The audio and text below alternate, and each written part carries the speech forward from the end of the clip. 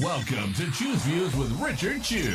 Get ready to dive into a world of insightful conversations and thought-provoking discussions. As progressives, our job is to have an all-inclusive, full-on assault with all of our players. A show that will focus on moving our political, social, economic, gender, and cultural conversation forward. And all of our players means all of our players. It's Choose Views. And now, here's your host, Richard Chew. Good Monday morning, progressives, and welcome to the March 3rd. That's right. We said it, March 3rd, Devin, 2025 edition of Choose Views. 773-763-9278. Facebook Live, TuneIn Radio, YouTube, and iHeartRadio. Check us out there. And email me, of course, at richard@wcpt820.com. You can also catch me on Substack. I'll be dropping a lot to write about this week, so I'll be dropping some stuff this week. So catch that as well. And all of our shows by subscribing to our WCPT podcast on Apple Podcasts or Spotify. There you can get the short versions and long versions of Choose Views. Joan Esposito, live, local, and progressive. Driving It Home with Patty Vasquez. The Big Picture with Edwin Eisendrath out in Chicago, and our other shows and interviews. Check out heartlandsignal.com. It's our digital platform, and it's great stuff there. Lots of great stuff to share, as we say, every day, because it's important that you do so that we can stay plugged in. We got a busy day today. We have a busy week. I'll give you the quick rundown of who's going to be with us today. Marcia Levesque, she's the head of the Juvenile Law Center. That she'll be talking with us this morning. Chief Legal Officer Mike Nellis, who you guys may remember we spoke with a couple weeks ago, and really plugged into a lot that happens when it comes to election conversations, and more specifically, he has a pretty good thumb on the needle of what campaigns can do to win. And so we're going to be talking with Mike today, and he's going to be with us kind of off and on over the next couple of weeks. So it'll be kind of cool to chat with him to get his take on a few things. Tomorrow, Kate Lincoln Goldfinch will be with us, a name you'll remember or recognize. Kurt Mullett, Hoosier Blue 63. Kelly Hallberg on Thursday, Karen Byrne from True Blue Politics Podcast on Friday, and of course, Mayor Brandon Johnson, Chicago's Mayor Brandon Johnson, will be with us on Friday as well. So just some of the highlights of folks that will be hanging with us throughout the course of the week, and there'll be others that will be popping in as well. So looking forward to those conversations. Lots to talk about, and I'm going to get to Choose Views. I'll get to Choose Views news in a minute. I'm going to just dive right in on some things. We will talk about certainly what happened this weekend, and I know that Mike Nellis and I will talk about that in the 7:30 hour this morning, and I will talk about it myself. And what I will say, guys, right out of the gate is this. Stop. The blame doesn't work. And what I mean by that is there are folks out there that want to blame Vice President Harris and Joe Biden for this, and that they should have done better. They should have messaged better, and all these things. Messaging was bad. Okay. And I'm going to draw a line in the sand, a hard one on that. And last week, we had various guests on, and Representative Benton was on. He talked about the Bernie bros and what they didn't get in the election and what they voted for Trump, and different comments. I've seen all kinds of things on social media this week, and here's what I have to say. You cannot blame Democrats when the information, at some point, Devin, I think you have to take responsibility. We all do. If I run a stop sign, or if I blow through a red light, or if I turn on a non-turn, whatever, what I'm trying to say, if I get a speeding ticket, I can't blame the car. Devin, I can't blame because I was talking to you and I missed the light. It was right. My point is, for those people who want to try to blame the Democrats for not having good enough messaging or strong enough messaging, that story is over with. That story is way over with. I'm tired of hearing people blame Democrats for not having the right messaging, good enough messaging. Didn't talk to the white suburban union worker guys. Didn't talk to the rural white workers. Didn't talk to young black men and young white men. And I'm sick and tired of hearing that. I just am. And I'm going to have a difficult time trying to bend myself into a pretzel to give space to the conversation around the Dems messaging just wasn't good enough. didn't talk to the Vice President Harris talked to everybody that was paying attention. If you didn't get the message, you weren't paying attention, or you just didn't want to get the damn message. It's that simple. So I'm done giving space and comfort as best I possibly can. I know I'm not going to be perfect in this space, but I'm done with this. The messaging just wasn't right. Because I went back this weekend and watched part of the debate that they had. And debates have a purpose. It's to kind of bring together the candidates so that they can talk about as many issues as the moderator will set up for them to talk about. And we know that a lot of it's staged. We know a lot of it had some craziness to it this year or this election cycle because of what Trump's demands were. We get all of that. However, I watched parts of the debate where Vice President Harris specifically said that Vladimir Putin is going to eat your lunch. She said it. And I went through some other things about what people said that she didn't talk about, she didn't say, she didn't do. And in every case, she talked about it. She presented it. And at the convention, she spoke to it. So after watching the travesty that took place last Friday and watching all of the Republicans bend themselves into pretzels to defend that garbage, I want you to stop blaming the Democrats for bad messaging and just ask yourself, did you do enough work to get people that you know to pay attention in the last year prior to President Biden stepping out of the election? You know, we'll go back to January of the State of the Union, since we're coming up on that. We'll go back to the State of the Union last year. Did you pay attention and see where we were headed and just put your head in the damn sand when Vice President Harris became the candidate? And even prior to that, with Joe Biden struggling in that first debate, I remember that following week, I came out hard and said, I'm in his corner. Because we fall, as a song by the gospel singer Donnie McClurkin, we fall down, but we get back up again.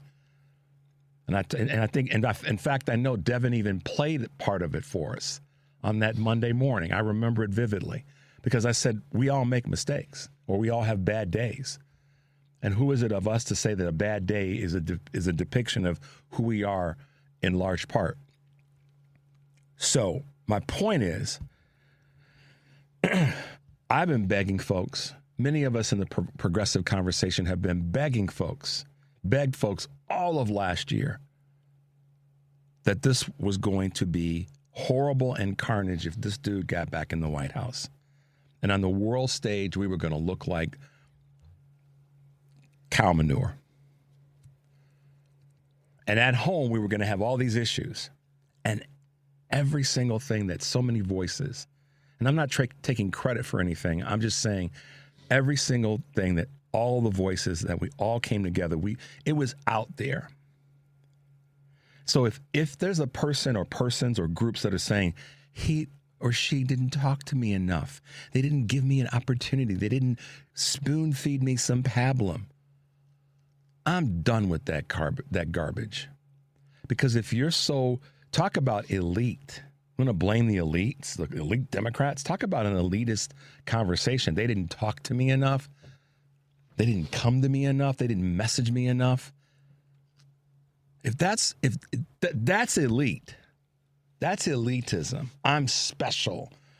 You shouldn't come to me and give me what I want. Give me that spoon, that nice warm, bowl of, excuse my language, that nice bowl of oatmeal with the honey on it and the oats are cooked just the right way. If you wanted that, and you didn't see all the other things that were going on from so many people telling you, and even when someone like me says the mainstream media dropped the ball repeatedly, and they, irrespective of the conversations that were being had about Trump's ineffectiveness and not even talking about the convictions. and the crimes. If you still needed somebody to come to your doorstep and kiss your ring to say, we're going to make it just right for the unions. We're going to make it just right for the suburban communities. We're going to make it just right for the black men that weren't going to vote for a woman, or the Hispanic men, or the white women. If you needed somebody to come to your doorstep and feed you the nice warm bowl of oatmeal as your way of justifying that you might consider voting for either Joe Biden or Kamala Harris, that is the most elite thing that one could talk about. And you need to be called on it, because those of you that decided to vote for Donald Trump, irrespective of your demographic group, that were so selfish that you couldn't see that what happened last Friday to one of our partners, you couldn't hear that people who were trying to help you not trying desperately to get you to understand that this is where we were headed, that's on you. It is not on the Democrats to have brought you a better message, a warmer bowl of oatmeal with a little bit better brewed honey, and your properly brewed cup of tea or coffee or whatever your drink is, or perfectly chilled glass of orange juice. That is on every single person that was so arrogant and so elitist as to not stop and say, wait a minute. It's actually on you that you're the elite ones. You're the elitist acting ones, not the people that are educated, that are trying to inform the general public and trying to raise the educational standard. All right, I blew through this first break, but we're going to stay on this topic. Trust me, I have a few other things to talk about. All right, 773-763-9278. This is Choose Views. Good Monday morning. We'll be right back. Good morning. You're waking up with Richard Chew. Good morning. Good morning. Good morning. We're live and ready to hear from you. Text or call us now at 773-763-9278. Same number. Simple as that. Let's get the conversation going on WCPT 820, Chicago's Progressive Talk. Hey guys, welcome back to Choose Views. 773-763-9278. The texts and calls are already flying in, which is what I wanted to do. I wanted to inspire you guys to call and to text me this morning. I am very frustrated with the fact that we didn't kiss people's feet well enough. The information was out there. It was clearly in front of folks. It was clearly in front. And I still come back to, if the information was in front of everybody, and I haven't talked about this in a while to this level, if we're in front of you, other than just blaming because you didn't get the bowl of oatmeal the way you wanted it, it has to do with the fact that you wanted to see this disaster in front of us. It has to be that you just felt so arrogantly powerful that you were going to be like, you know what? I don't care. I want Donald. All right. You guys know where I stand on this. And like I said, I know we'll come back to it. I've got a couple of things to share with you, and I have a question that I would like to ask you. A couple of questions I want to ask you guys. The first question is, if you have questions for Mayor Johnson from my Friday interview with the mayor, please send them to me. Send them as an email. Don't send them as a text. Because if you send them as a text, I may not be able to get to them as efficiently. So email me, richard@wcpt820.com, your questions that you potentially have for Chicago's Mayor Brandon Johnson. He's going to be in Congress on Wednesday this week, and I'll talk about that hopefully in a little bit. But email me any questions you have. Anything's fair. I won't be offended. I'll do my best to go through and see which ones I can try to get in. But email me, and I'll try to present that to the mayor. It doesn't matter if you're in Chicago or not. You may have a question about Democratic leadership. It has nothing to do with what the mayor is specifically doing in Chicago. But if you have a question, send it to me, and I will work to put that to the mayor. So that's one thing I wanted to ask you guys to do today. Second question is this. Over the weekend, I saw some commentary, Devin, where people were saying that the Dems shouldn't go to the speech tomorrow. And I don't know where I sit on it just yet. I can weigh both of those in terms of they shouldn't go. So here's some of the things that I heard. I guess I'll create my own thoughts on it. Should the Dems go or should they not go? Okay. If they, I don't know where I land. Do I think they should go? Some say yes, some say no. Here's some thought process on it rather than the final, what Richard has to say about it. Maybe they shouldn't go. Maybe they should stand in unison and say, we're not going to show up for that. Or maybe they should go and they should get up and leave one by one. Or maybe they should go and every time he tells a lie or makes some statement that's BS, they should all stand up and boo him. I don't know the answer. I really don't. And if I were advising them and they were asking me, Richard, we need you to make the decision for us or tell us what you think should happen, there's a part of me that says do not yield the space. So I would say that we go as a united front and we all go strong, but we make it uncomfortable as hell for them. Because when you yield the space, then it gives them the opportunity to say, yeah, see, the Dems couldn't even show up. They don't show up for the country. That kind of narrative, Devin, that's my concern about them not being there, is that he'll use it as an opportunity to say that the Dems leave you. They don't show up. They're never here for you. So I would say my instincts tell me be there and make a bunch of noise. Let the American people know, because that's what that I believe, and you guys correct me or comment on this if you will. I believe the American people want to see people fight. Want to see Dems fight specifically. So by showing up, it's a sign of fighting. It's a sign of saying we're not yielding the space.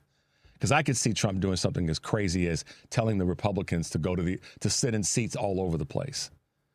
So don't yield space, Dems. Please show. I guess if you again, I tried to put this in the phrase of if the Democratic Party were asking me, they're not. I would say show up en masse and strong. Everybody in blue. And if anything, bring some signs. See, I made Devin laugh. Bring some signs that say you lie, or something that is or something, maybe something that's positive, like we stand for the American people. That's too many words. We stand united. We stand united. Yeah, something like that. And have those as signs or placards that they can hold up, and all night that's what they show. We stand united. Because I think that the country needs to see that, but certainly Democratic voters need to see that. They need to see the fight. So I'd like to hear from you guys in terms of what you think the Democratic leadership should do. And that's what I would recommend to them doing if they were to ask little old Richard Chu, what's your thoughts, dude? What do you think we should do? So there you go. Now, I want to tell you guys a little bit of something, share a story with you. So last Friday was Blackout Friday, Economic Blackout Friday. And lots of people participated throughout the country. From what I heard, people from throughout the world were participating.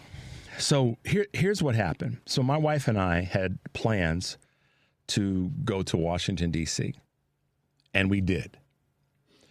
We followed the rules as best we could. We didn't spend. We took our own little snack bags, so we didn't have to buy anything, Dev, at the stores. We did our very, very best.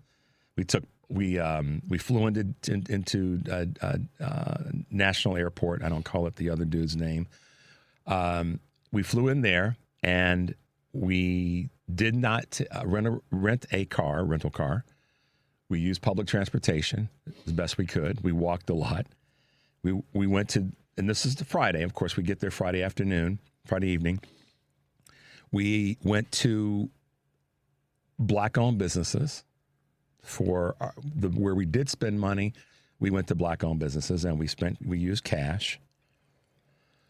And it was a great time. We went to a place, and I guess I'll just say the name. We went to Ben's next door and Ben's Chili. They're right next to each other in D.C. Great places, Black-owned. Got to meet the owner. Her name's Virginia. She's 91 years old. Still there. Still came by our table and took our little baskets off the table. 91 years old. She said, I hate to see dirty dishes, and I hate to see them from my customers. Inspiring as hell to see her. Then over the course of the weekend, as best we could, we patroned Black businesses on Saturday and on Sunday. So why am I telling you this story?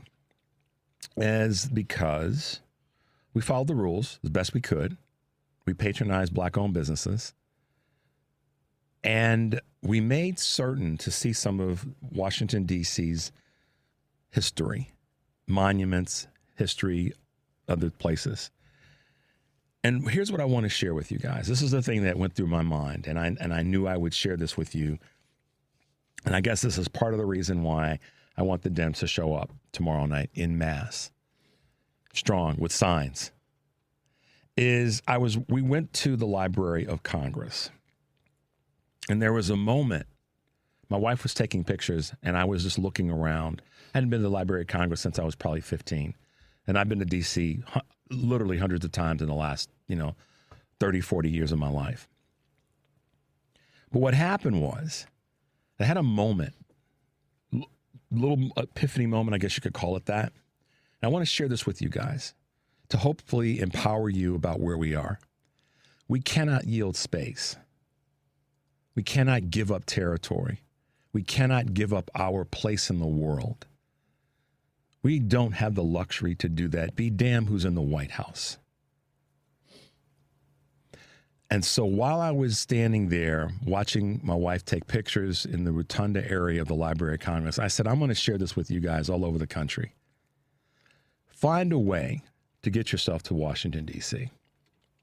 Sit down, figure it out in your budget, whatever you got to do. Do the economic way. I'm not trying to spend anybody's money. I'm just saying, as your guy here in Chicago and Choose Views host, go to Washington, D.C. The District of Columbia is run by progressives and run fairly well. Like any big city, it's got all of its problems. Just like any community has its issues. But the reason I'm going to encourage you to go is because I want you to recognize that our country is our country. Our monuments are our monuments. Our history, good, bad, and in the middle, is our history. Do not let this, what Christy Teigen referred to Donald Trump as, that is now part of the congressional record, you can look it up. Do not let this PAB take away your joy from going to one of the most beautiful cities in the country, if not the world, and one of the most historically relevant places on the planet. Do not let this guy and his minion detract and take away from your ability to go and appreciate what our nation, what we have all been a part of building. All of us immigrants, all of us descendants of enslaved people, all of us, the rest of us. Do not let this punk take you away from that. I beg you to do that. Because Washington, D.C. is a beautiful place. It's a historic part of who we are and where we are. Do not let him do that. Had a great time, Devin. It was great seeing the monuments, and we just really enjoyed, and we hadn't been there since right before COVID. We went to the Cherry Blossom Festival with my sister and brother-in-law. And just by virtue of things, we hadn't been there. And I literally, I said, I'm standing in the rotunda while my wife is taking pictures. And I said, you know what? I have to let the listeners, the viewers know, do not let them take away this beautiful part of who we are as a nation just because they're the ones that are, quote unquote, in power. Do not let them detract you from saying, I want to go to the nation's capital. And if anything, now's the time to do it. Now's the time to make the statement. And yeah, you're going to run across some of these punks walking around with their MAGA hats on and their Trump Vance hats on. Who gives a darn? They're just wearing a symbol they're wearing a target on their heads, to be honest with you. But what I want you guys to do is embrace the fact that this is our nation. They don't get to say that they're the patriots. They don't get to say that we're the ones. No, we all are, but we particularly as progressive liberal Democrats are. And I'll be doggone if I'm going to let this, you-know-what, who disgusted himself and our nation, both he and Vance, on Friday, take away the beauty of the District of Columbia, our nation's capital. So find it some way, somehow, for you to get yourself to D.C. Do the economic route. I'm not trying to spend anybody's money, like I said, but go there to help maybe get a little bit of re-inspiration about who we are as a nation. Imperfect as we are, I highly recommend you do it now. Just me. All right, guys, let's take a quick break. The number is 773-763-9278. Yeah, it's Choose Views, guys. We'll be right back. It's Choose Views with Richard Chu on WCPT 820, where facts matter. Hey, guys, welcome back to Choose Views, 773-763-9278. Thanks for your text this morning. Let's see what we had. They were saying, we had some people text to say, chant things like traitor, liar, Putin's prostitute. I won't say the other word. Thank you. You know which one I'm talking about. I won't say that. Kids, I'm not going to say that word. This is, yes, good points. Good points. I read the text and I can't read them as my brain is engaging what someone sent to me because I might slip up and say something on the air that I can't say or shouldn't say. Even things that I can say, I'm mindful to not say them just because of respect to you guys, which is why I do my best to not curse on the show, even with the words that we can use. So there you go. Folks, I have to say it again. Do not let these PABs take away your joy and who you are as an American. What Donald Trump did on Friday and J.D. Vance did on Friday in that meeting with President Zelensky, I don't care what anybody has to say whatsoever, period, about, well, you know, Zelensky this, Zelensky that. Look, y'all, if you're that stupid and narrow-minded to think that he invaded Russia or caused the war, caused the invasion, and or you think for a minute that he's a dictator, you need some serious, serious therapy. And you also need to pull your head out of the sand, or if not other places. That being said, there's a number of clips, you guys know it, from the weekend. And I want to play a couple. One speaks to what one of our senators had to say. And then we'll get to another one that talks about the importance of us supporting Ukraine on a global scale and why it's important that we get our behinds off this, well, we can't take care of Ukraine and take care of all the rest of these things. We can walk and chew gum, y'all. So let's, Devin and I put together a clip. Let's go to the one from Senator Mark Kelly. The best way to contain Vladimir Putin was to arm Zelensky to the teeth. Man, what a difference one blow up in the Oval Office can make. And joining me now is Democratic Senator Mark Kelly of Arizona. He's a member of the Armed Services and Intelligence Committees, and he was part of the group of bipartisan senators who met with President Zelensky on Friday. Senator Kelly, thank you so much for joining me. I think we're all reflecting on Friday and that meeting. It was like nothing I've ever seen in my time working for two presidents, watching Republicans in that Oval Office. But I wanted to start by just asking you about that meeting with Zelensky you attended by a bipartisan group. What was that like, and what was the response in the private room to him? Well, Jen, I think we all have a little bit of PTSD, even though we weren't in the Oval Office meeting, right? I think all of us, a lot of people across the country collectively. The contrast between the two meetings was quite remarkable. With Zelensky that morning, I think there were about 10, maybe a dozen of us, Democrats and Republicans. It was very constructive. I would say one of the most interesting things about it was that at the beginning of the meeting, the chairman of the Armed Services Committee, Roger Wicker, senator from Mississippi, asked the cameras to leave. And then we got down to business. Zelensky, as he always is, this guy is habitually thankful to the American people, to the United States Congress, to the president. So it was constructive. Not a single one of us expected what happened in the Oval Office to happen. And I have to say that was a mistake.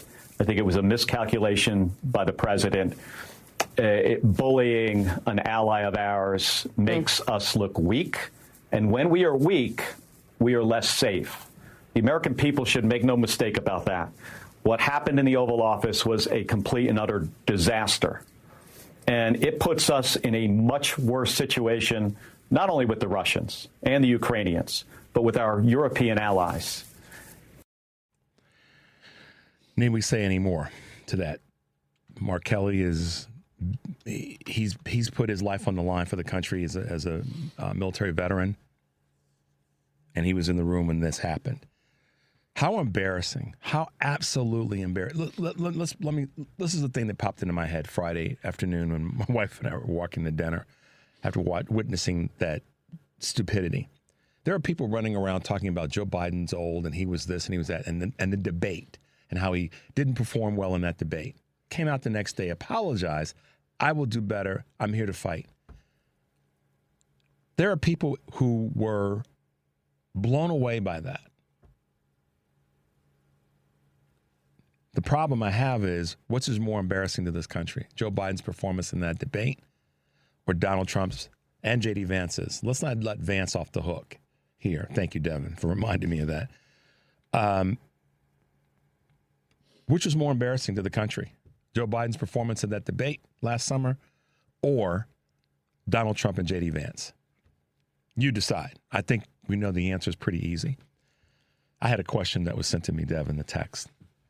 Someone says, Richard, what is a PAB? So I'm going to give you a homework assignment, Jennifer. Go. This is how can I help you get there? Google Christy Teigen and Donald Trump. Just kind of Google those two together, and you'll probably get the answer on your own. I'm not going to say the words on the air, but the first one is punk. The second one is the thing you sit on. There's a 3-letter word for that.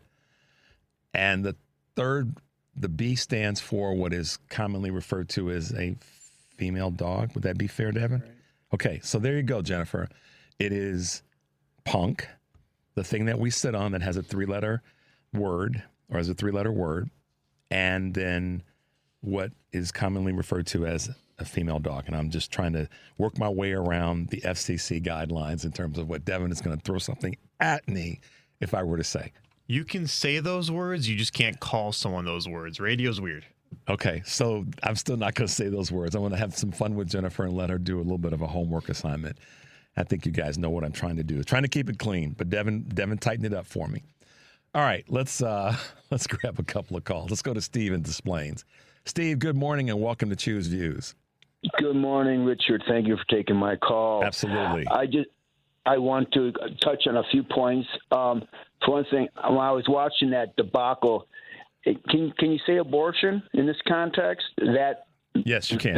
You've that already said abortion, it.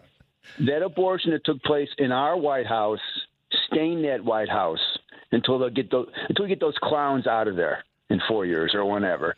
And I wanted to cry. As a veteran, as a Marine veteran, I wanted to cry. I really wanted to cry. And on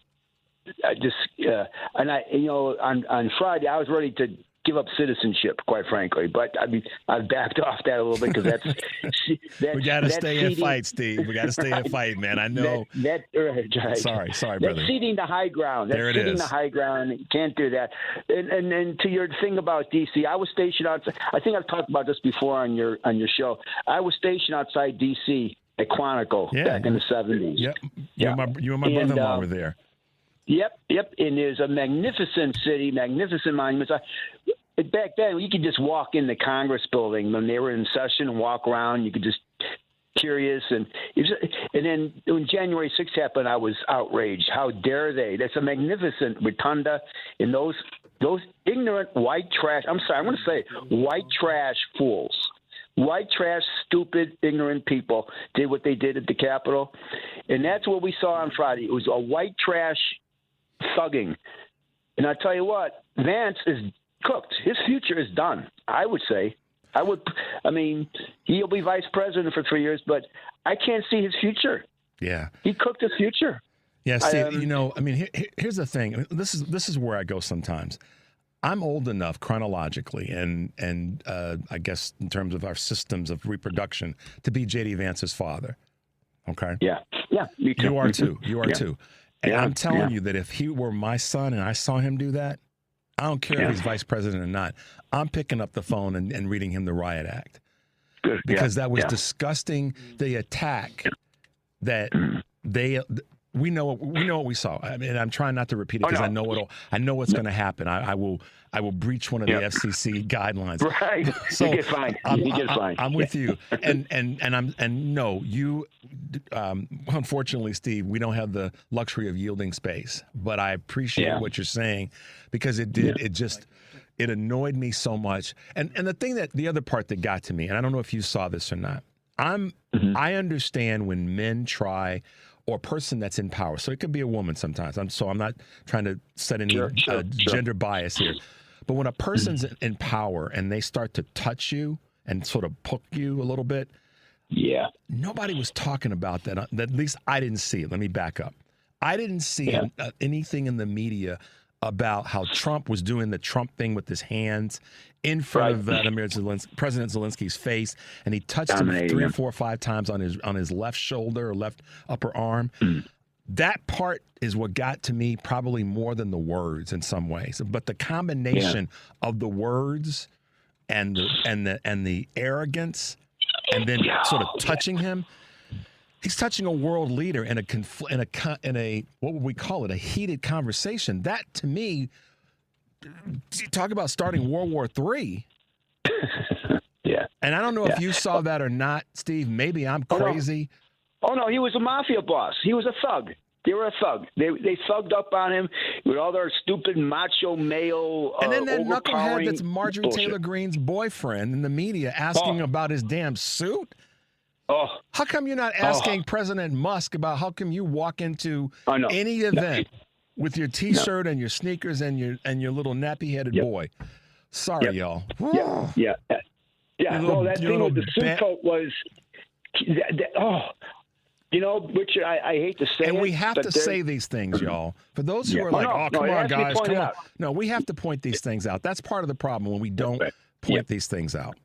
No, and I tell you what, and I'll admit it, in the dark corners of my mind, I was talking to a guy at the American Legion. I'm a member of the Post 208 out in Arlington Heights, and I was at the bar yesterday, and we were talking, and I don't know if you saw that they're starting to lay off people in the Social Security office in Nashville. I don't know if you saw that. I saw it. So their plan is starting. Their erosion plan is starting right out of the Project 2025.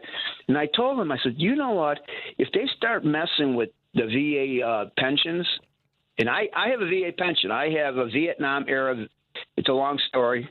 And if they start messing with that, there are some guys out there. There are some Force Recon retired guys or SEALs. They don't play. I'm going to say it. They're going to put a bullet in this guy's head. They don't play. And I hate this. Well, so I have to drop the asterisk. Steve said it. I didn't say it. We're not advocating for it. I'm not. Let's be clear. But it's unfortunate that it has to go there, though. You know what I'm saying? That thought is even there. That thought is even in my brain. Well, let's put it this way, Steve. We shouldn't be here right now as a nation. I'm going to put it that way, so we can come back from the precipice. We shouldn't be here right now as a nation. And that's why, though, we can't yield any space. That's why I say that if the Democratic leadership were asking me what should they do tomorrow, I would say show up with signs, show up in protest. We can't yield space. So always good to hear your voice, Steve. We're coming up on a break. Listen, I hope studying in school is going well, and we'll talk soon. Yeah, we're rocking. Thanks a lot. All right, Thank you. Take care. All right, let's hit a quick break, Devin, and we'll come back and get some more of your calls. The number, of course, is 773-763-9278. This is Choose Views, and we'll be right back.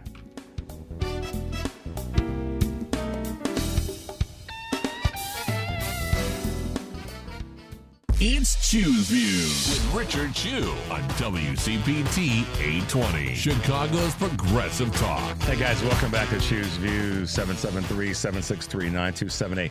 Shout-outs to Jennifer. Shout-outs to Bob. Shout-outs to Cassandra. Shout-outs to 501. Some of the names are not there, but I'm just trying to give you shout-outs for you contributing this morning via text. Y'all some violent people. Some of the things that the people are saying that they wish could happen, but I respect where you're coming from, and it furthers the conversation why we cannot yield any space at all, period. Let's go real quickly to Bill in Wisconsin, Dev. Hey, Bill, good morning. Welcome to Choose Views. Morning, Richard. A couple of things I wanted to point out here is I agree with you about the media. You know, when Biden was president, we heard about the price of eggs going up, but we heard very little about it being because of bird flu. And I heard it on public radio. I heard it on this station, but you didn't hear it in the general media. Now, all of a sudden, they're pointing out that there's bird flu going on, and the flocks have to be called. I blame the media for some of this, for a lot of it. The other thing, too, is I would advise the listeners out here that if they run across anybody who wants to stand up for what those two punks did on Friday, they need to ask them, do you really think Russia, China, Iran, and North Korea are our buddies? Because I sure don't think so. Yeah. Thanks for taking my call. Thanks, Bill. Be safe and appreciate your contribution. So I don't want to forget this, and then we're going to grab another quick call. Shout out to the Academy of Motion Pictures and Arts, who put on a great show last night. And their memoriams and not contributions, but their dedications to people that we lost, and most recently, of course, Gene Hackman. And I was thrilled with what they did for Quincy Jones. But it was really a night to see folks coming together, and that the honor that they presented to the firefighters there that helped in the tragedies that we saw with fire. And it's I can't even pivot fast enough to talk about the fact that Musk, his mama, and his son are at the White House. Trump is down in Mar-a-Lago, and we have fires in South Carolina. And nobody's talking about, oh, Trump's not doing the work. He's not doing the job. All you MAGAs out there who are trolls that are listening and that are following all kinds of progressive shows, you need to step back. Where are you now? There are people in a red state that are on fire, homes that are burning up, property that's burning up. But your boy is playing golf, and your other boy is in the White House with his mama and his son. Somebody help me better understand that one. All right. Let's go to Karen here in Chicago. Good morning, our good friend. What's shaking this morning? Good morning. Yeah, and point of order, J.D. Vance was skiing. Yeah, and J.D. Vance was skiing. Thank you for reminding us of that. Yes. And meanwhile, skiing and getting trash talked as he appropriately should. Go ahead. It was beautiful. He got chased off of that hill. That's what resistance is right there. So if they're looking to change public opinion about our aid and support for our great ally and fellow democracy, Ukraine, I think they're sadly mistaken. The Washington Post, after that debacle, put out an op-ed over the weekend calling for Zelensky to resign. Yeah. I urge everybody to, if you have not already, dump your subscription to the Washington Post. Download a transcript of what happened in the Oval Office, because basically what that was a planned ambush. That was a couple of liars who had been lying to the American public and their voting base for decades, bullying a man, using the Gish Gallop, doing the typical Republican tactic of yelling when somebody who English is not his first language. Exactly. But if you go and read that transcript, you will see that all he was doing is what any of us would have done and put out the facts of the matter. He was totally respectful. He was totally within his right to defend himself against that abhorrent attack. And any Republican that watched that should be ashamed of themselves. Lindsey Graham should be ashamed of himself. John McCain, and I don't give him a lot of credit either, but John McCain is rolling in his grave right now at what happened on Friday. And if late President Eisenhower, late President Bush won. Are probably rolling in their grave. I'm not going to put Reagan in that conversation. Gerald Ford's probably rolling in his grave, going, "This is not who we are," you know. Sorry, Karen, go ahead. Oh, no, really quick. But if their point of trying to do that is to try and shift support for Ukraine, I think they're sadly mistaken. On social media, on my Facebook, in my Facebook groups, on my page, people that I know that would never post things, political things, are absolutely pissed off about this. I went to the Justice for Ukraine rally and march yesterday at Water Tower, and we marched down Michigan Avenue and over to Daley Plaza. And let me tell you, there were about 2,000 strong marching yesterday in frigid temperatures just here in Chicago. And I know that was happening across the nation, across the world. Our allies are standing firm behind Zelensky. And we, the majority of Americans, 76% of us, approve of the level of support that the United States of America has been providing for them to fight against an aggressive dictator and invader, Vladimir Putin. Yep. So these people need to understand some things. And by the way, 81% of people in this country do not trust Vladimir Putin. And meanwhile, we have a convicted felon and a couch effer sitting there acting like strongmen. They're not. They are weak. They are worthless. And we have to resist this, and we have to defeat them. All they did on Friday, you guys, is this. They themselves are not strong. It's the strength of the American system and political nature and the American way. They were standing on the shoulders of the country's strength. They themselves are not strong men. They are not strong people, and they showed it by bullying someone who was out of his element. And what you said, Karen, which I appreciate you breaking down regarding English is not his first language. So I watched that, and that's why it frustrated me even further, because just as he was trying to answer questions and have a conversation, they would attack him again. And I thought, good Lord, this is one of the more disgusting things that but here again, Karen, we didn't try to tell people. We told people. And now that we are here, I'm no longer, to the best of my ability, going to give anybody any space, period, on this damn conversation about Dems and messaging. Nope. Because Kamala Harris, during the debate, said that this exact thing would happen. Be damned the price of eggs. Hillary Clinton said the same thing would happen. She said the same thing would happen. And so here, all of the folks who voted, the 78 million, we would want you to be embarrassed, but we know your arrogance and your privilege. And frankly, like I said earlier, your elitism has allowed you to let this happen. So. Right. Well, yeah, your privilege or failure to read history, and understand that. I mean, and, Richard, we've said it before. You and I were talking about this for a year, from a year before the election all the way through. And by the way, anybody, and you're right, if they wanted to get the information, they could have received the information. They didn't want to sit and watch the DNC. They didn't want to sit and listen to Democrats out there talking, even on social media. They were making videos. They didn't want to listen to people warning about Project 2025 and the threat of the unitary executive theory and about Schedule F and the layoffs of thousands and thousands of civil servants. They didn't want to hear that.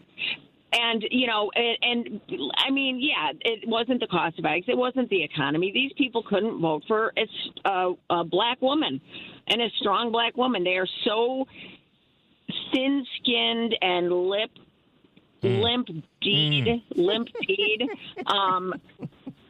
and threatened, and they are always the victims, and they are so afraid. They're so afraid of everything. They're so easily manipulated. All you have to do is make them afraid, and then they run around and call us the snowflakes. Yep. And give me a break. We saw two snowflakes. We saw two snowflakes in the White House, and we saw a standard bearer. And the standard bearer was President Zelensky. The snowflakes are Donald Trump and J.D. Vance. Karen, thank you, as always, for your contributions. Thank you. Thanks for fighting. Thanks for having me. You're welcome. And listen to everybody out there from the Ukrainian community. Slava Ukraini. We stand with you. We stand with you. Thanks, Karen. All right. Thank Bye-bye. you. Hey, guys, one of the things I wanted to talk about real quickly before we go to break, we see your calls on hold. We're going to get to you after our guests in the 7 o'clock hour, and we're going to take this quick break. In case you guys didn't know this, Norway fuel giant refuses to fuel U.S. military ships until Trump is finished. Guys, if we have our ships, our submarines, our armament sitting in open waters because they can't get fueled properly or in a timely manner, do you all know what that means, what that potential risk is? I'm just going to go here. If we got a drifting submarine or a drifting ship that gets into waters that might happen to be ones that Putin says are my waters, our waters, and they were to capture that ship, that's an act of war. And if that were to happen, we would have to put our men and women in harm's way because Trump would not be capable of negotiating to get that ship back. It's an aggressive act of war. And if you think for a minute that that couldn't happen, you've lost your doggone mind. And that's why one of my concerns about when we have our vessels sitting in open waters, we're sitting ducks, y'all. And he doesn't have the capacity to negotiate if that were to happen. So stop lying to yourselves. It's time to vote out the Republicans who don't show up at the town halls and the ones that do, that talk down to people. Republicans, I'm reaching out to you. If you call yourself a person of faith, whatever that faith may be, one of the best things you can do for your soul is to acknowledge you made a mistake, apologize, and do something different. We all have that responsibility to ourselves and to those that we care about. So recognize you made a mistake, acknowledge that, and change course by voting out the members of the House of Representatives and your senators that are coming up in these upcoming elections so that we can change this. Because we've got men and women who've committed themselves to defend this country that could be in jeopardy when we have ships sitting like sitting ducks. That's how serious it is, y'all. Talk about World War III. And all because of Donald Trump and J.D. Vance and their stupid behavior on Friday. We're going to go to a quick break, guys. The number is 773-763-9278. This is Choose Views, and we'll be right back. Welcome to Choose Views with Richard Chew. Get ready to dive into a world of insightful conversations and thought-provoking discussions. As progressives, our job is to have an all-inclusive, full-on assault with all of our players. A show that will focus on moving our political, social, economic, gender, and cultural conversation forward. And all of our players means all of our players. It's Choose Views. And now, here's your host, Richard Chew. Welcome back to Choose Views. Progressives, thank you for tuning in and being with us this morning. Follow us, of course, on our socials. And as always, we appreciate you calling and texting. Some great texts this morning. I want to give a quick shout out to the folks out in Arizona for sending us the information and comments that you send us. We appreciate that. And also a quick shout out to Diane and Paula for your commentary. I appreciate what you're saying. And yes, we know that voter suppression is happened and happening, which means that's one of the reasons why we have to fight even harder. So, all right, let's make our way real quickly over to excuse me, guys. I'm almost sneezed and coughed. We'll call that a snoff. How about that? Heartland Signal. That's where you want to go. Articles and posts from throughout the past week. Some great ones that are there. Heartland Signal on X. Our great Senator Amy Klobuchar from Minnesota pushes back on Senator John Kennedy and saying that we've got to uphold our laws rather than letting the Supreme Court undermine our legitimacy and undermine the legitimacy of the court. And also make your way over there to see the clip that we have. Oklahoma Republican says prohibiting hitting disabled kids is socialism and violation of Scripture. That comes from Senator Shane Jett, Republican from Shawnee, Oklahoma area. What an idiot. I'll say it. What a violent idiot. Do you want to hit disabled children and say it's a violation of Scripture? No. Make your way over to heartlandsignal.com. Great clips there at Heartland Signal on X for you to review. So check those out. All right. I want to lean into this continued conversation around where we are with regard to this war in Ukraine. I know that also, I don't want to miss this, and it's in my notes, so I apologize for not speaking to it earlier. And that is that Israel is pulling back on support and aid that should be getting to the folks in Gaza. We didn't try to tell people. We told folks that this was going to happen.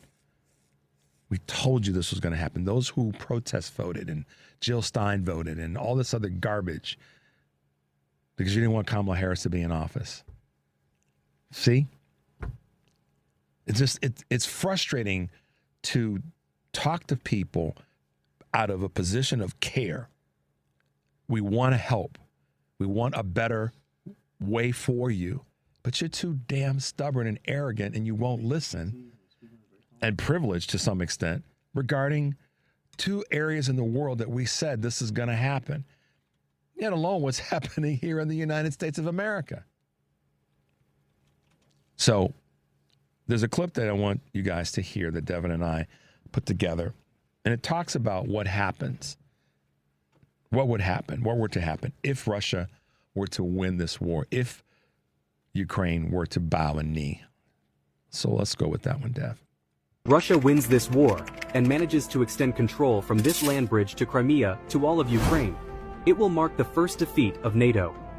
This would allow Russia to have a greater defensive position against the so-called NATO threat by controlling a significant part of the European plain opening.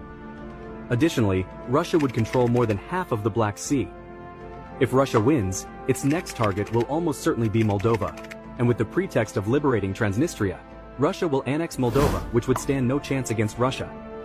With control over Ukraine, Moldova, Kaliningrad, and Belarus on its side, Russia would likely put pressure on the Baltic states.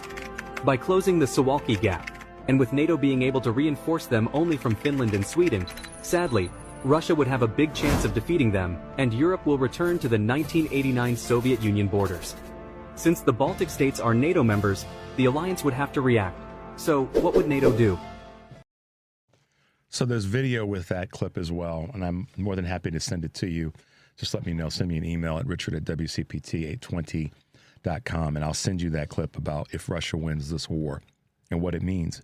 And it's what we've been telling people. This is coming from military experts across the globe. All right, let's go to George in Oak Park. Good morning, George, and welcome to the show. Good morning, Richard. You know, one of the things that greatly bothers me is Trump's smirk. What I see coming out of his face is he knows that he's got this. You know, any argument or discussion that you present to him, he wins it because he falls back on lies and he repeats the lies. And there's no way that you can get around it. He won't budge from that. You know, with Ukraine, the Polacks and the Ukrainians going back easily to the 1600s were fighting each other. It was a bloody mess, tearing their eyes out against the captives. There was no justice. And yet now they've overcome this because now the Polacks and Ukraine have the common enemy, the Russians. The Russians weren't always there. They came in from somewhere from the east. They were known as the Rus. Yeah. But now this is what we got. And there's so much more. You know, one of the big lies Trump has is his allegiance to Putin. Putin really must have something on him. I agree. And go ahead, George. Sorry.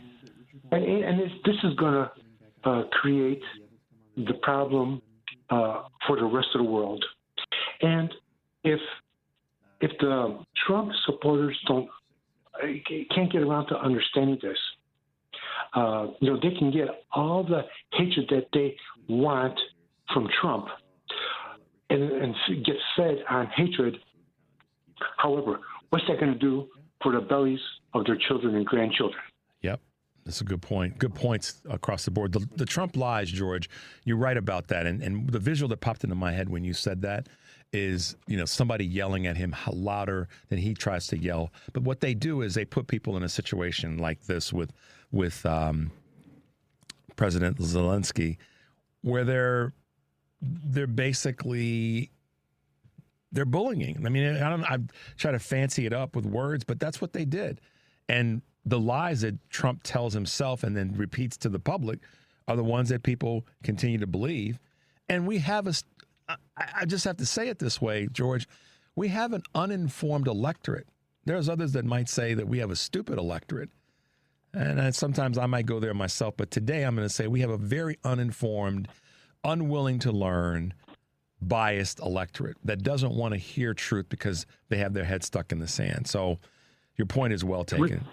Richard, one more thing quickly. Henryk Sienkiewicz, author, a Polish author from the late 1800s, when he wrote his trilogy, History of Poland's Wars, they were involved in 3 wars in the 1600s, one of which was against the Ukraine, which was called the Helmitsky Rebellion, because then Ukraine was fighting just for equal footing, be able to see each other eye to eye. Yeah. And one of the inspirations for that author was his travels of the United States. He saw the landscape, the huge landscape of this country, and he tried to implement some of that scenery into his book about the Polish Wars. Yeah. To just paint the scenario. And so, again, it goes back to this country. What are we going to do about it? Yeah, I'm with you in that space in terms of what are we going to do. Well, the thing that's simple to say, believe it or not, is we have to fight. We have to pull our heads out of the sand. We have to keep letting people know that if you don't pull your heads out of the sand, you're willfully being ignorant and letting the country go to the trash can.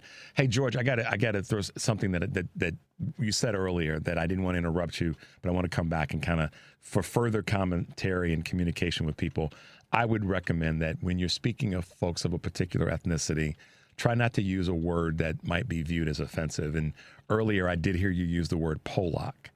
And I've got, Polish brothers and sisters in my family indirectly. So try to use Poles or the Polish, but Polacks is kind of viewed by many people as a little bit derogatory. So just be mindful of that, okay? In the Polish language, actually, we are known. It's a familiar term. But see, here's the thing, George. When people hear it, that don't do the thing that we often can do, is justify something that may be offensive to somebody else. When people hear that, they hear it the way that is offensive.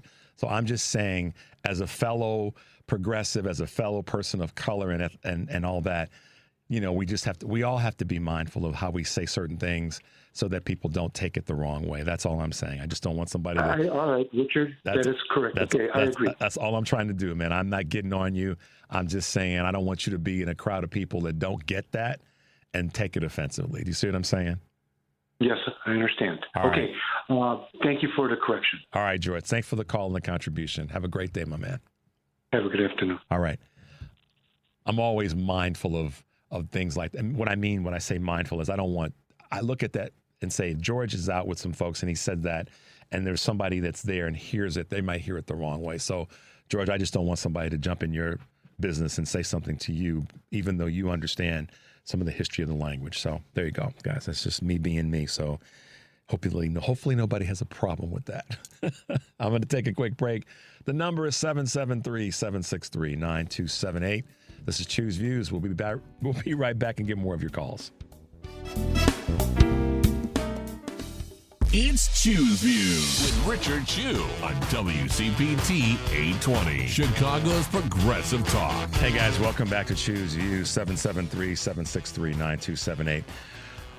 Wow, you guys are phenomenal, and I appreciate your calls. I appreciate your text messages, and sometimes I try to get to the words as quickly as I can, and so hopefully you guys were with me on that. I did do my best at correcting George, but correcting him in a way that's to move forward.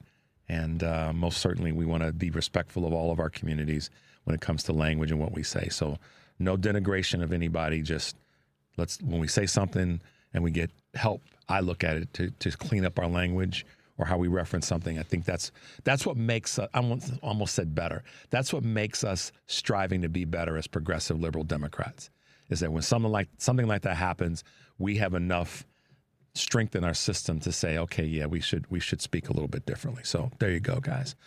Let's go to Earl in Hyde Park real quickly. Good morning, Earl, and welcome to the show. Hi, thank you, Richard, for taking my call. And quickly to George, I made that mistake once in a crowd where I used a word that I was familiar with using, but I had missed the memo that it was now considered offensive. And somebody took offense to me referring in a derogatory way to an ethnic group that I had in my heart no desire to offend. Yeah. So the choice of words does matter, and I didn't mean to hurt the person's feelings, but like I said, I wasn't aware at the time that I was using. Well, here's the thing. A term that was offensive. Here's the thing, Earl. This is where we are different. We acknowledge we have to have enough courage and open-mindedness to go, yeah, that wasn't cool, and say, first of all, apologize when someone that cares about you is trying to correct and help you move forward, but not trying to denigrate you for that slip up. And then we all work forward to do better. And listen, in the Chicago metropolitan area, from all measure, this is one of the largest, if not the largest, Polish populations in North America outside of the country of Poland, which is one of the reasons why, and I want to merge this together, why so many people who are supporting our efforts in Ukraine understand the global importance of us standing strong, because we know, and we have so many Polish brothers and sisters here in the Chicago metropolitan area. So, we all make the mistakes of saying things the wrong way. The strong person stops and says, hey, wait a minute. I shouldn't have said it that way. I apologize. Let me correct my behavior. The obstinate, arrogant person says, nah, I'm going to justify my behavior because what I did, I felt I was okay to do. No, I can't roll with that person. So I heard it. I had to say something about it. I've had a number of people text me in this short window of time that didn't like it. So that's not an indictment of George. Let me be careful there. That is not an indictment of George. It's our opportunity to say, okay, let's all do better. And I'll leave it there. What you got, Earl? Oh, okay, that was great. Let me relate a personal experience to what you were speaking to earlier. And what I'm going to do is try to carve out the Republican Party a little bit more distinctive than you did. I happen to be a godchild to a mixed-race child. And the mother is white and the father's black. And the family has been warm, open, and very respectful of me and my relationship with my godchild, and has had me in the family's home and treated me with respect, and I really do feel with love. And so they happen, unfortunately, to be a split family where there are Trumpites who have bought into the fallacy of that misnomer and ideology of disinformation and lies, even though they are in a group of people that admit have racist tendencies, superiority tendencies toward people of color, and it's it's difficult when people only listen to a stove-piped information stream. They feel that they trust the people that they are receiving their information from, and so therefore they regurgitate it and they base their lives on it. And unfortunately, what I'm trying to say is that the group of people that are supporters of Trump, some of them are just plain ignorant. And I'm not saying that in the negative. I'm saying that they just don't know better. Yeah. Well, Earl, one of the things that's what I was trying to say. Yeah. No. Let me go back to something that I said earlier. When I was talking about the people who wanted that warm bowl of oatmeal with the honey just right and properly, spread on top of their oatmeal and presented to them with a nice warm spoon. When I said that was in its own way a form of elitism, I meant it because a lot of people were so locked into, like you just said, a way of believing, a way of thinking, hearing, and seeing, that they were too privileged, too important, too, frankly, elite to hear things other than what they wanted to hear in their own little box. And because of that, we now have people who are rinsing, and repeating the same garbage to the point that you made earlier. So I hear you loud and clear. I most definitely do and appreciate that. We got to bounce because I've got some folks I got to get on. Okay, buddy. Thank you. Thanks, Earl, for your comments, and have a good day. Thank you, man. All right, let's see who we can squeeze in before we hit the bottom of the hour. Let's try to get to Dave in San Francisco real quickly. Hey, Dave, good morning and welcome to Choose Views. Oh, morning, Richard. Right at the turn of the year, Donald Trump came up with this really stupid idea that he was going to take the gold of America and buy Bitcoin with it. Yep. And I probably called 25 or 30 stations and, alerted people, hey, this is looming. And only one station in all of the ones that I've called thought it might be a good idea.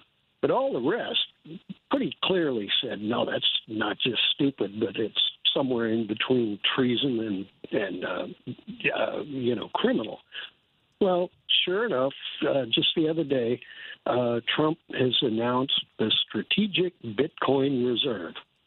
Yep. And so he wants to take America's gold and send it over to some Ponzi scheme, fly-by-night, electronic, computer-generated value, and then take the entire value of America, and he claims that by doing that he can pay off the national debt.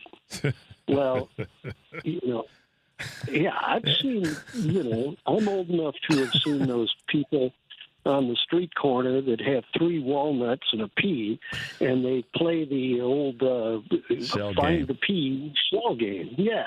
And what do you bet that he would then he'd put it in Bitcoin, and then he'd put it over in Melania money, and then he'd put it in Elon Musk's money, and then he'd do the shell game with the crypto, and then whoops, it's all gone. Yep. So the value of America would be gone just by having this guy pulling the fly-by-night thing. Yeah. Well, sorry, go ahead, Dave. I apologize. Well, I was just going to say, we've got the Pope has an opportunity right now. I don't know if you remember when you play tag, you do the last tag and then the whole thing's over. Yeah. Well, there's an old law of Moses called Jubilee. And it had to do with freeing the slaves, and it had to do with fake money, that you can cancel the debts of the world by declaring Jubilee. And I would think that if Elon Musk is going to get access to all of our Social Security data, all of our bank information, all of our identity information, a Jubilee sounds pretty darn smart about now. Yeah. Well, Dave, and thank you for your commentary and your contribution as always. A lot of people just are so enamored, so frankly biased, racist, sexist, nationalistic, and privileged that all they could see, and I just have to call it as it is, guys, is they wanted to see this person in the White House because they did not want to see anything other. And even in the space of Joe Biden, they didn't want to see him in the White House because that represented the fact that there was a black woman and other people of color, other strong women, LGBTQ Americans, and so many others that were going to be there to run our country and move us forward. These are a bunch of weak A people that would rather see the country get burned to shreds than to see people progress and move forward at their own expense. It's that simple. We folks on the left sometimes overcomplicate this stuff. And even when it comes to your conversation about crypto, you're spot on, man. That's what they want to do. Burn it down. We got all the treasure over here. Now you got to beg us to get some of it. It's not rocket science. So, Dave, thank you as always, my man. Appreciate you. Stay safe out in San Francisco, and have a good rest of the week. Thanks, David. Will do. Thanks. All right, man. Dave's great. He is a thoughtful person and sends me some really wonderful emails. So thank you, David. Let's go to a quick break. I know we have our guest hopefully coming with us in the 7:30 hour. 773-763-9278. This is Choose Views, and we'll be right back.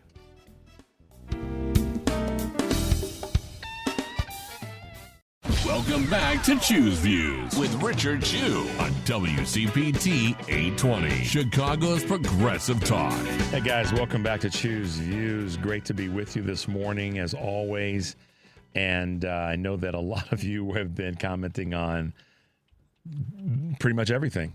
And we can start with the fact that we had such a strong response to the clips we played earlier with regard to this terrible, terrible meeting on Friday and in the White House. And what I found interesting is that Vance was saying, don't come into our Oval Office and be nasty and not thank us, and, his vitriol and his little privileged commentary. What I found interesting is that you're the host. You raised the level of decorum. And to say that it was President Zelensky who showed his behind, when in fact you're the host and you're going to act like that, that to me showed just that these are two, it didn't show me, I've known this. It further showed that these are two just disgusting individuals that unfortunately 78 million people in America said we're going to vote for. So I'm no longer accepting from any person on the planet, period, that this was about messaging and we got that wrong. We didn't get it wrong. Mainstream media did a poor job. They did a poor job during the entire administration. We can always talk about the imperfections of what the administration did or did not do, the previous administration. But a lot of people just put their heads in the sand. And I know as a black man in America, I can look at all the polls and the data. A lot of people just were willfully, they didn't and they couldn't admit this. I mean, how much better of a bowl of oatmeal do we need to serve people for them to go, yeah, I can't vote for that dude and that garbage. But here we are. So, all right, guys, this morning we are fortunate to have one of the strategists that's out there, but also a dude that's got some common sense, and he knows a little bit about what's going on in the world and what's happening in our political environment. And with us is going to be with us every other week for a while. He's been with us before. His name is Mike Nellis. Mike, good morning, and welcome to Choose Views, a pioneering social impact entrepreneur, but more importantly, a guy that's got his thumb on the pulse when it comes to advising and working with political candidates. So, Mike, welcome back to Choose Views. Glad you could be with us this morning. Glad to be here. How you doing? I'm good, man. I don't know if you heard this earlier. My wife and I went to D.C. over the weekend. We definitely participated in the economic blackout. We did it, all of our traveling and getting around. We took our own little snacks on Friday so we wouldn't have to spend any money. And we did our best to participate in the process. This is something that's not new to me. I've done this and been down this path before as someone that grew up in the 60s and was part of protests as a kid and protests and boycotts that I watched my parents. So this wasn't difficult for me to do.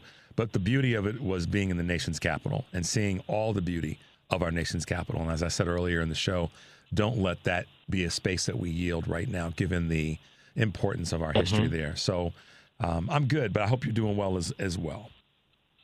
Yeah, I'm doing okay. We participated in the boycott on Friday as well. We didn't buy anything. My wife came close. She almost bought some yarn from Michael's until I reminded her. It was pretty funny.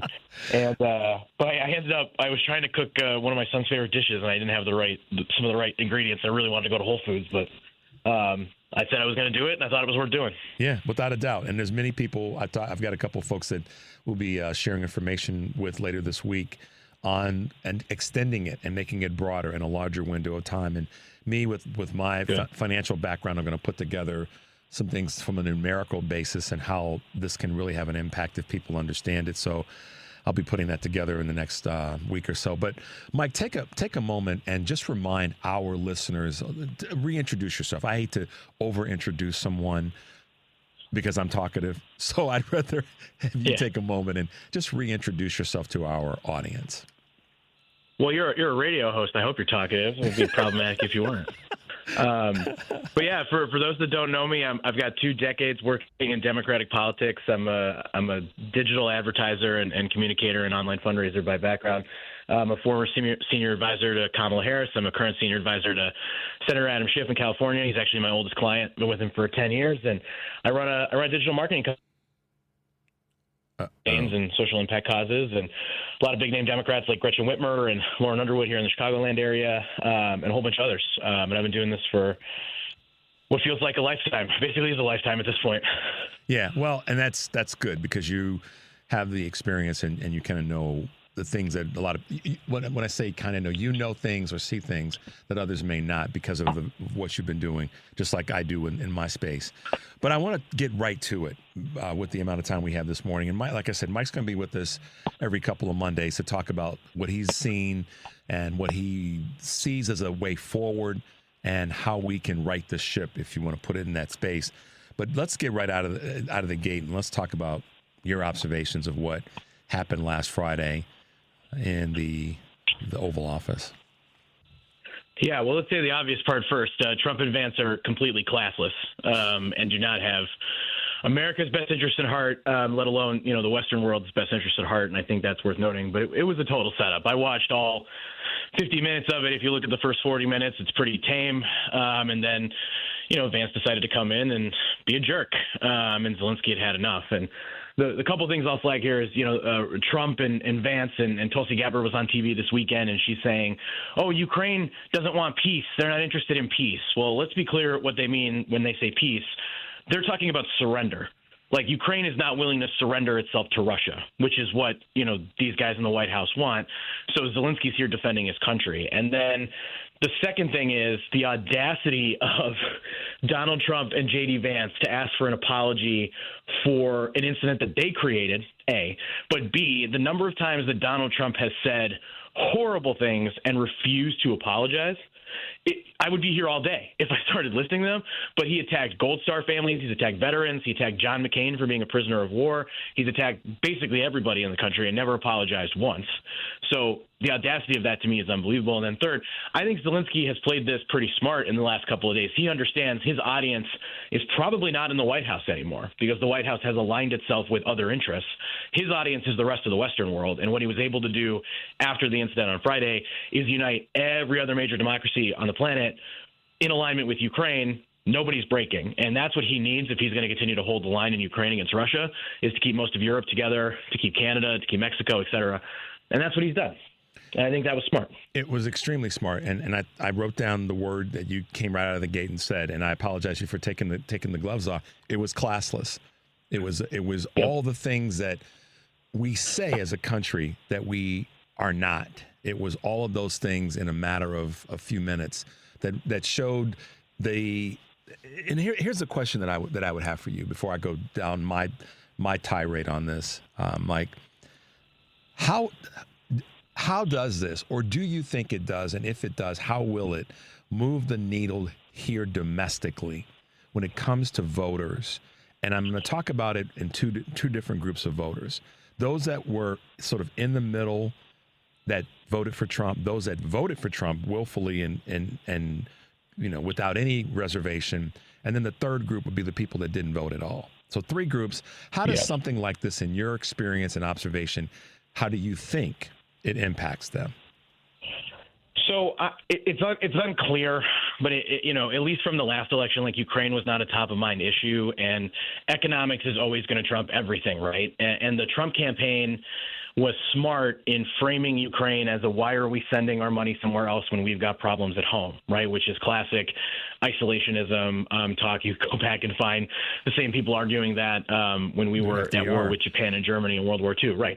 And so I don't know that it's going to move the needle a ton, but I do think it's the kind of thing that it's going to awaken a lot of people who were, overwhelmed, sad, tired after the presidential election and looking for a reason to get back in. They need something that lights them back. And I think especially for the folks who were highly engaged in the campaign on the Harris side, on the Democratic side last year, this is the type of thing that does that because I think they understand it.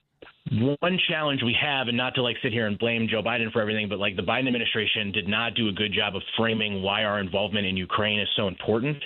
And I think Democrats are still struggling with that. We need to do a better job of communicating why it's in our best interest to do that, because otherwise it gives Trump a clear opening. I don't know that this will move a ton of voters. It'll move his approval rating.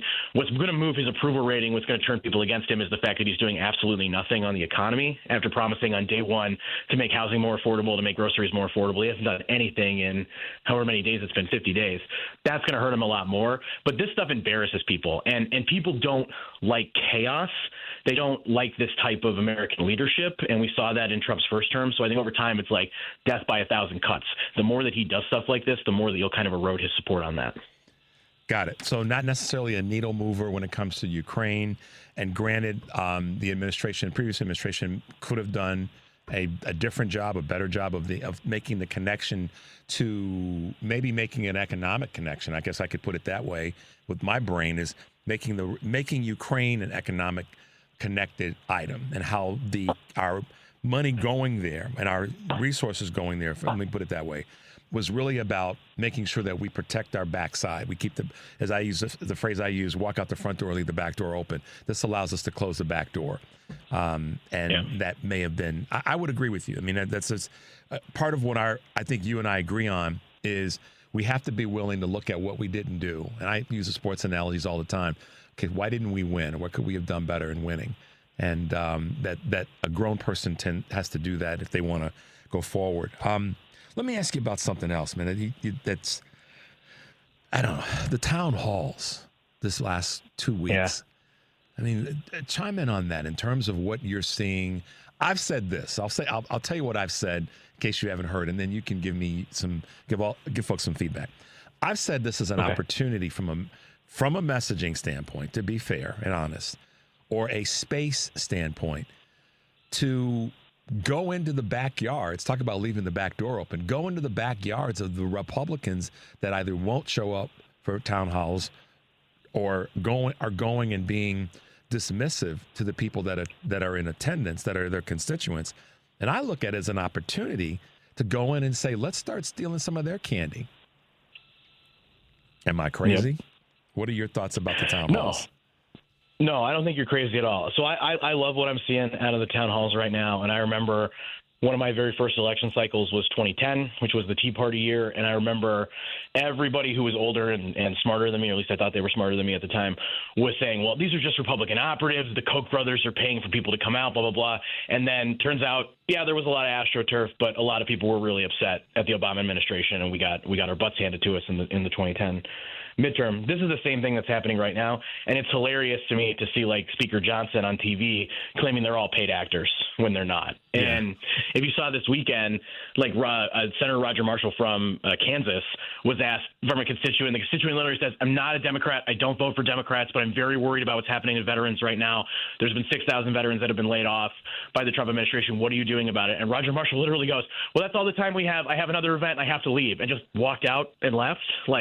That's not a good sign for the Republicans. So they're running scared. House leadership told their members to stop scheduling town halls. And then you have Bernie Sanders is traveling the country and hosting events in Republican areas, which is smart. But you also have moderate Democrats who are doing it too. I saw Tom Swayze from New York, who's about as opposite of a Democrat as you can get from Bernie Sanders because he's much more in the moderate kind of blue dog lane.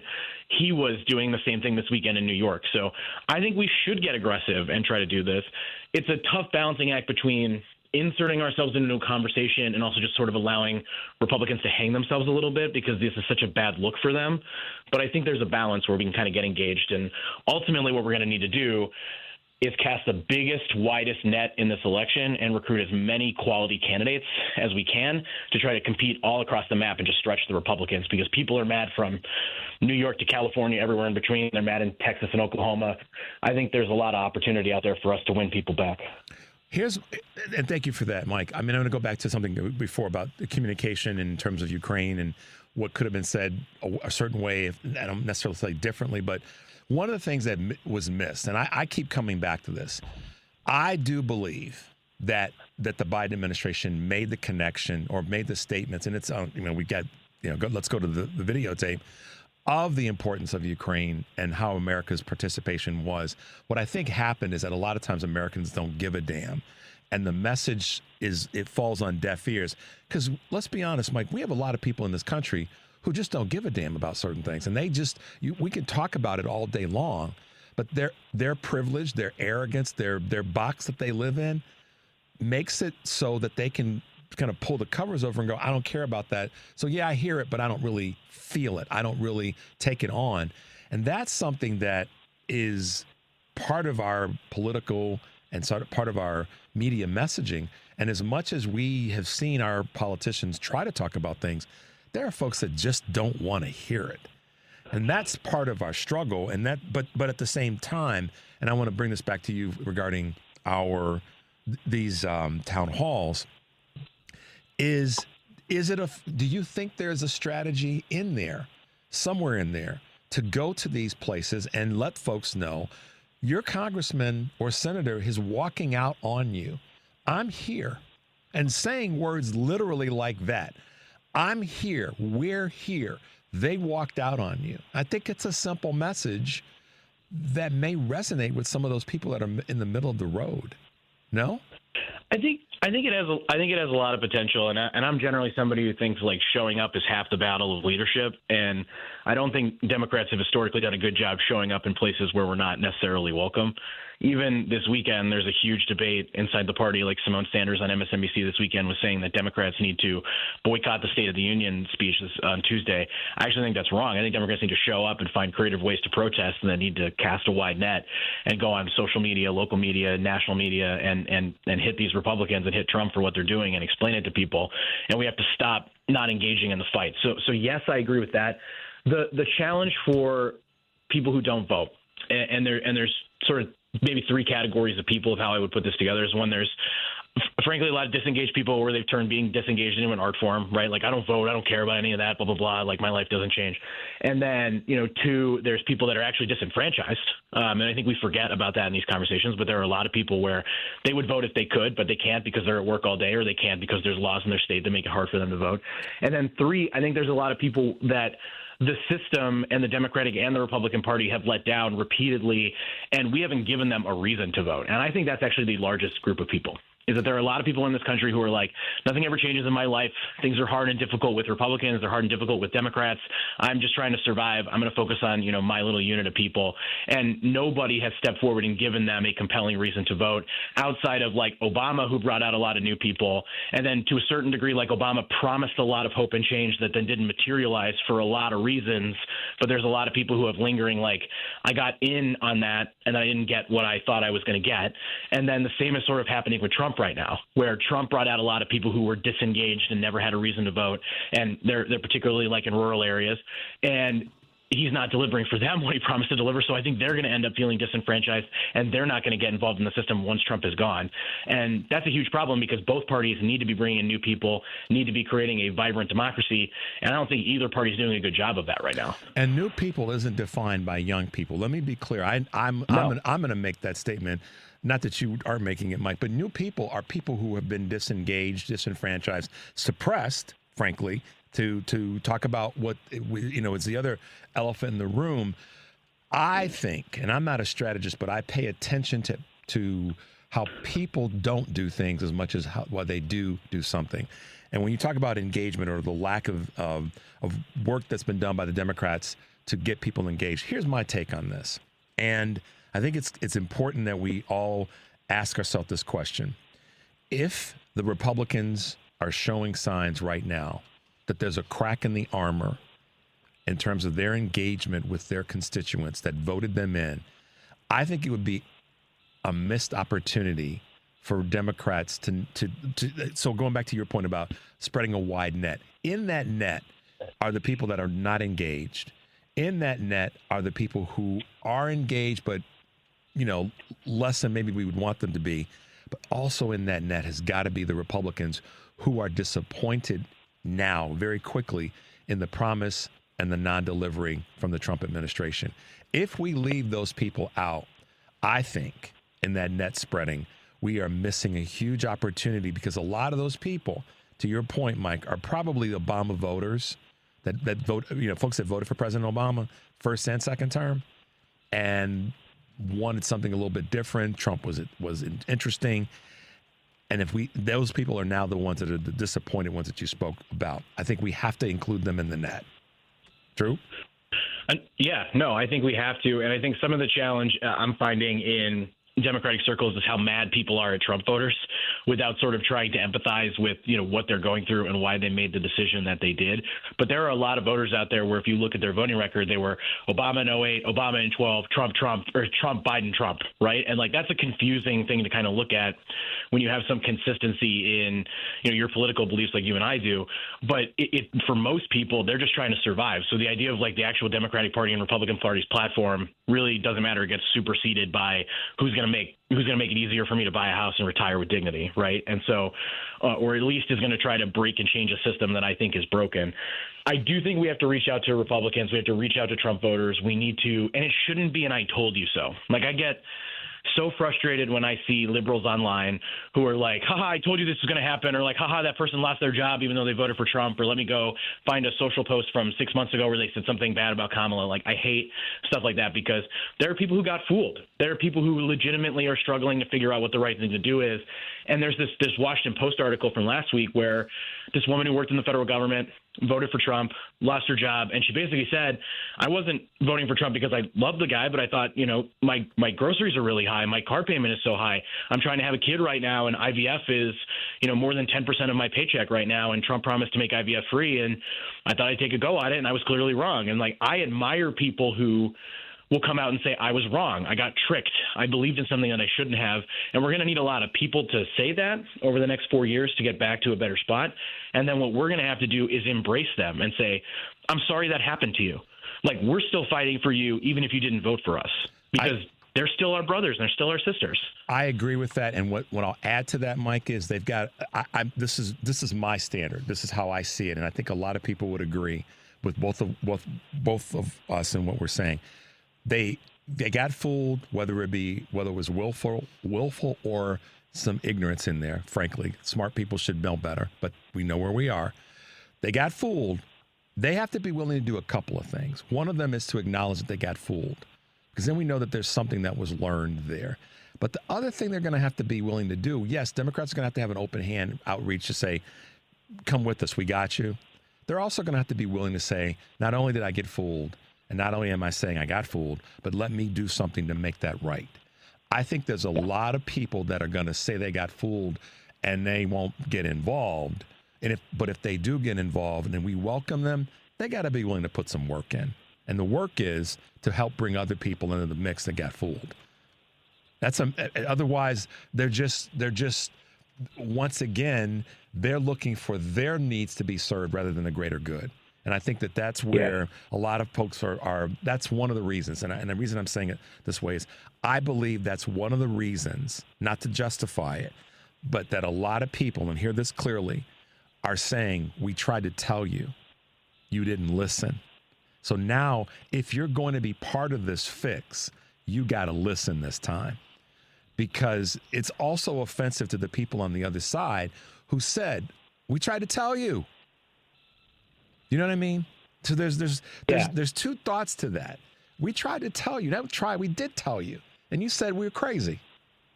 Now you want to be part of our party. Okay, great. You got to listen this time, other than just say I was wrong. I don't know. But we've also got to create we've also got to create the conditions for people to feel comfortable to say, I was wrong and I need help navigating it and I don't know what the next step is. And it's going to be a fine line because you're right. Like, people are going to have to own up to the fact that they messed up. And it is hurtful to folks on our side, particularly folks from communities that, are more likely to be targeted than me, a white dude on this call, right? And I'm very aware of the privilege that I have in giving the advice that I'm giving. But we still have to create that conditioning. And the way that I framed it to somebody over the weekend, because I got somebody in my mentions on Twitter that was like, sometimes you got to let a little kid touch the stove. And I go, yeah, sometimes you got to let a little kid touch the stove. But you know what you don't do? You don't scream at them afterwards. You don't make them feel bad about it. Like, you try to help them and learn them and coach them up. And should we have to treat our fellow citizens like that? Maybe not. But I think in this instance, if we want to build a winning coalition that can take back the White House and take back the Senate, and take back the House, and just turn down the temperature on the crazy in this country, because there's a lot of crazy that's happening that we need to turn the temperature down on. It's going to require us to make some sacrifices and have to have some tough conversations that, neither of us want to have. I think that what will go along with that nicely is, okay, we got you, and then ask the question, are you willing to, and then fill in the blanks. We got you. We know you messed up. We know that you touched the stove. Now, are you willing to, and fill in the blanks, because that will then allow them to have something to do or to be a part of. I think a lot of times the engagement there needs to be an end or an outcome, like, okay, I see that if I'm engaged in a part of this, it's going to bring me X, Y, and Z. Does that make sense? Yes. Mike Nellis, y'all. I think that's 100% right. Mike's going to be with us every week or two to talk about this, and he and I are going to try to fix this thing, and we mean that seriously. I say that with a little bit of with humor in my voice, but Mike and I are dead on serious about fixing this. And Mike, I appreciate you being with us this morning. I know you got a busy week in front of you. We'll talk in 2 weeks, and appreciate you sitting in for a little bit this morning. Thank you. Appreciate it. All right, Mike, be well. All right, guys, as we wrap up today's show, great to be with you all. I appreciate you sitting in, your text, your phone calls. Wow. What a morning. It's 1st of March, 2023, but we're going to get this thing done, y'all. As I say always, take a deep breath, make your life count, and we'll see you tomorrow.